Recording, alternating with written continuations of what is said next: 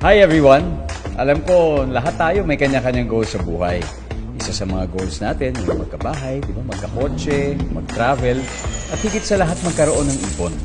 Pero dapat may goal ka din na magkaroon ng pangkabuhayan. Or looking for an extra income or want to start a part-time income? Be a JC authorized wholesaler at dropshipper na. Alam mo ba na pagiging JC authorized wholesaler at dropshipper is made simpler for you? Trust me, sobrang simple lang ito gawin. Dahil dito, you don't have to worry about your rental expense, monthly dues, and physical store. Ang kailangan mo lang ay ang iyong cellphone at internet. At kahit nasa bahay ka lang, pwede ka na mag-part-time at magkaroon ng extra income.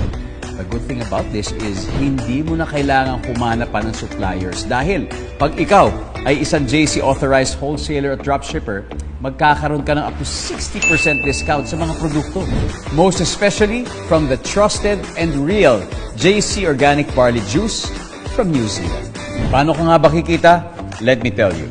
1,200 pesos na JC Organic Barley Juice times, sabihin natin 2 customers, so that's 2,400 pesos times 60% commission mo. So meron kang 1,440 pesos a day. And then times 30 days mo na. So meron kang total of 43,200 monthly. Imagine that. Simple lang magkaroon ng extra income at part-time, di ba?